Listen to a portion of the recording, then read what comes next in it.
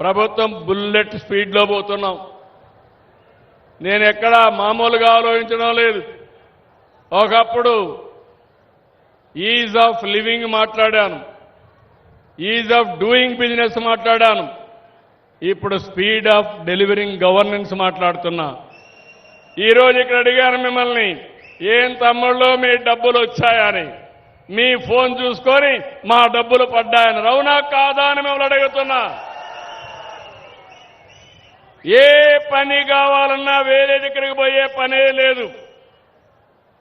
అన్ని పనులు మన మిత్ర మీ ఫోను వాట్సాప్ గవర్నెన్స్. అవునా కాదా? నేను అందుకే అధికారులు కూడా పిలిపించాను. వాళ్ళందరినీ కూడా బాగా చేసిన వాళ్ళని మనం అభినందిద్దాం, గట్టిగా చప్పట్లు కొట్టి అభినందిద్దాం. చేయకపోతే చెప్దాం, బాగా పనిచేయమని గుర్తు చేద్దాం. అది ఈ విధానం అని చెప్పి కూడా నేను మీకు తెలియజేస్తున్నా. తెలుగుదేశం డిఎన్ఏలో బీసీలు ఉన్నారు. మీది పార్టీది 4 దశాబ్దాల అనుబంధం. మీ అభివృద్ధికి, గౌరవానికి, రాజ్యాధికారానికి తిరుగులేని సంకల్పంతో పనిచేస్తున్నాం. ఒక మత్స్యకారులే కాదు, అందరిని ఆదుకోవడానికి చేనేత కార్మికులకు నెలకు 200 యూనిట్లు, మరమగ్గాలకు 500 యూనిట్లు ఉచితంగా ఇస్తున్నాం. దేవాలయ నిధుల్లో నిర్వహిస్తున్నటువంటి నాయి బ్రాహ్మణులకి 25,000 ఇస్తున్నాం. మద్యం పాలసీలో భాగంగా ఎవరైతే గీత కార్మికులు ఉన్నారో వాళ్ళకి 10% షాపులు ఇచ్చాం.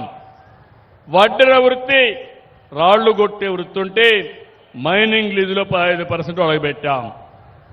ఇలాంటివే కాకుండా ప్రత్యేకంగా నాకు ఎప్పుడూ గుర్తుంటుంది, మత్స్యకారులు కూడా ఇల్లు కడితే చేపలు కూడా ఎండబెట్టుకోవాలి కాబట్టి ఇంటికి అదనంగా డబ్బులు ఇచ్చిన ఘనత తెలుగుదేశం పార్టీదేనని చెప్పి కూడా నేను మీకు తెలియజేస్తున్నా.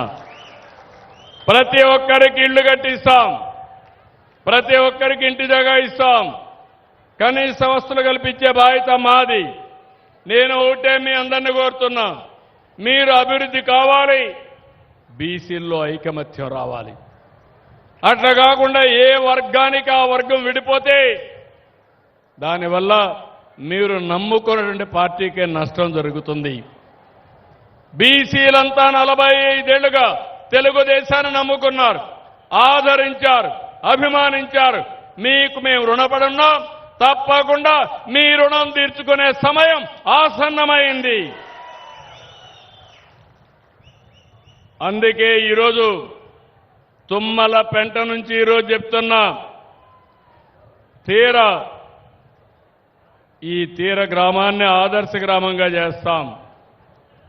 15 కిలోమీటర్లు ఇప్పటికే సిమెంట్ రోడ్లు వేశాం.